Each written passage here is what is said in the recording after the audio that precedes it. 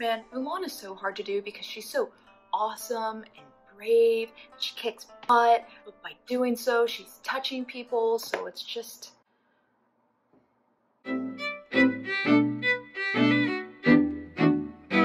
Hey guys, I'm Libby, Rank Master at Punzi's Palace, and I'm back for our final Renaissance Princess in the Quarantine Queen rankings. Be sure to hit subscribe if you enjoyed this series and other Disney content, and hit the bell icon so you know every time I upload. The ranking rules are only official Disney princesses, sorry Vanellope, only the original movie, and only focusing on the princess's actions. Princesses will gain and lose points based on how they follow pandemic guidelines, and the princess with the most points at the end is crowned Quarantine Queen. Whew.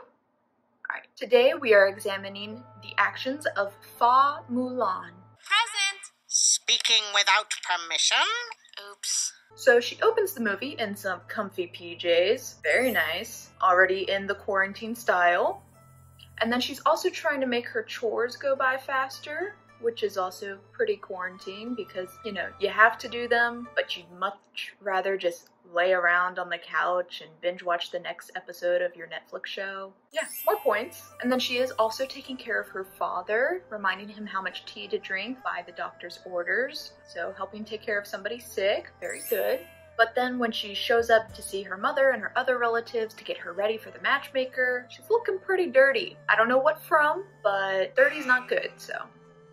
But she does get a bath, lots of soap, lots of bubbles, and she actually gets her hair washed, so very clean, very good. But she does touch these strange men's checkers, so nope.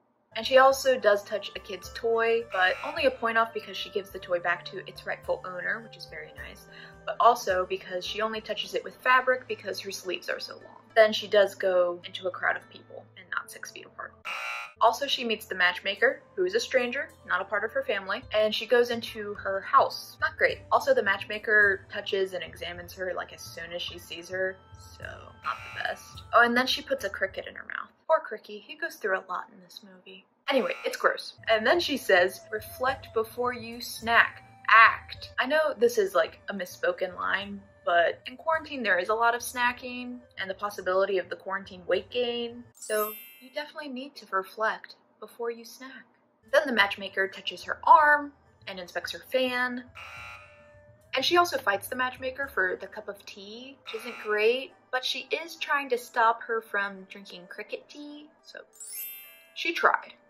She gets points for going home and distancing herself from her sick father after all her interactions, so that's pretty nice. But then major points for singing about not knowing who you are and letting down your family because you aren't living up to their expectations even though it's a pandemic. Big reflection time in isolation. Also, now is a good time to mention that she also sings and talks to animals throughout the entire movie, so.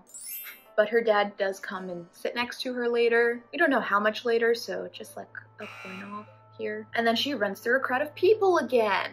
Not great. But she does get points for defending and trying to protect her father from having to serve where he could get hurt or more sick or die.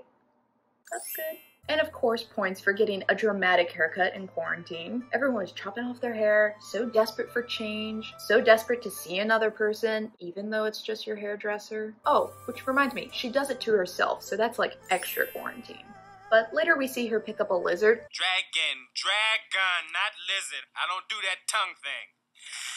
I'm sorry, dragon, that she does not know. But since Mushu is magic, because he was stoned and then he like turned alive and can speak, all of her interactions with him are fine. They're good. Magic is hand sanitizer, so.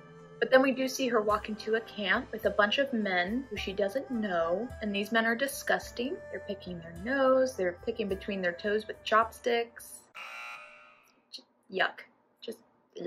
And she also punches Yao, which is touching, who she does not know, and she slaps him on the butt. Big yucks. She does also incite a fight. I mean, actually, Mushu incites a fight, but she stays out of harm's way and isn't really touched at all except for like one leg pull, but that was on fabric. So good on you, Mulan. There's a few good points there because that's not easy to do. Then we see her absolutely surrounded by men. Gross. But she was cowering, so at least she wasn't trying to touch any of them or anything. Then Shang talks in her face, and she friendly punches him on the shoulder, so. And this guy also talks in her face. What is his name? Chi Fu. Okay, anyway, minus points there. But she does gain some points for having her tent so far away from the rest of camp, and she's alone. I mean, it makes sense to keep her secret, but it's good in this situation too. And more points for wanting to sleep in. But minus points for having a cricket in her oatmeal, but also Mushu takes it out like immediately, so that's good. We'll just call this even slate there. Then she gets a lot closer to all of the people again, and she gets pulled in for a punch, so not good. And then she gets this weird bug thing put in her shirt. Ew. I don't even know what that thing is. It's weird. Oh, and then she grabs Yao's foot. Ew. And she gets hit by Shang, but only like a point off because that's part of the training and he only hits her on fabric, so.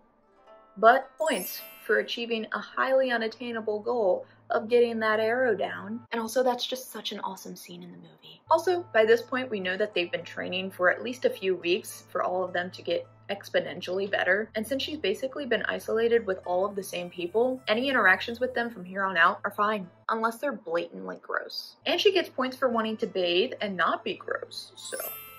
But then Qingpo, Yao, and Ling ruin that. But they don't really do anything gross, and like I said, interactions with them and just touching doesn't get her knocked down any, so. But she does get points for getting out of the water before a bunch of dudes get in it. Turns into like a weird cesspool situation. It's just gross. Then for a hot second, she is 3 feet away from Shan Yu. How could you miss? He was 3 feet in front of you! But by shooting that cannon, she makes it so she or any of the other soldiers do not interact with any of the hundreds of Huns. Big points there. She's eliminating a lot of interaction and also a lot of death. And she gets some points for having to see a doctor for her wound, and she gets all bandaged up. That's pretty good. Pretty safe sanitary things there. And even more points for wanting to prove herself and be better than who she is now. Again, more reflection. Quarantine is great for this stuff. But she does come close to a lot of people during the parade. But she is up on the horse, and she only goes to talk to Shang, so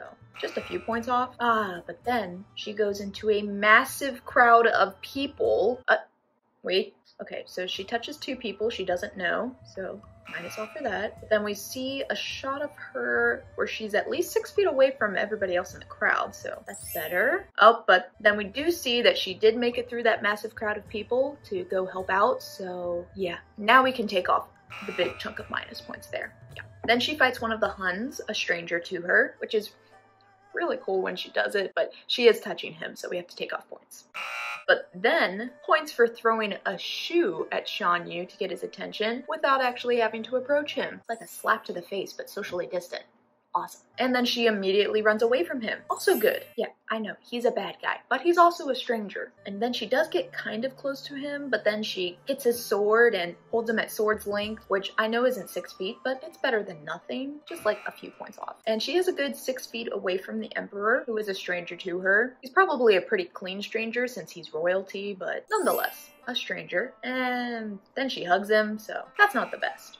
And then when she gets home, her father does hug her, and she was just around a ton of people and at war, so it's not great for him to touch her after all of that, and her hug him back, but it's cute and it makes me cry, so just a few off. Also, side note, can we appreciate that she and Shang have known each other for at least a few weeks now, and they've been through countless life-endangering situations, and have grown to see what each other is like as a person, and see their strength and their courage, as well as their faults and their ups and downs, and they still don't kiss at the end? So much progress in this movie. You don't have to kiss a man you just met. You can learn about him and get to know him first, and then you go on a date. You have him over for dinner. Then maybe you guys can kiss later. So much progress. So great. You go, Mulan. But she does end the movie by kissing Mushu, and I know he's magic, so it shouldn't count, but he was all over the place, and her touching him was fine the whole movie, but putting your lips on him, I feel like it's just a touch too far. A point off. So, at the end, our final grand total for the savior of China, Mulan, is 51 points.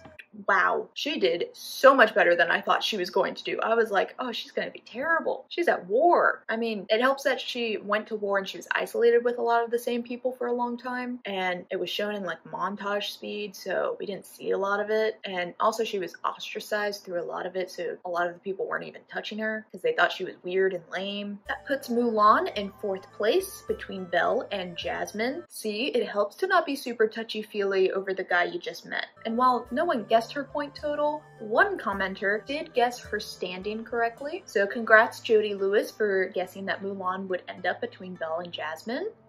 Awesome. Hey, it's Editing Libby. So we had another comment come in guessing the correct standing, not the correct points, and that was my sister, Brittany.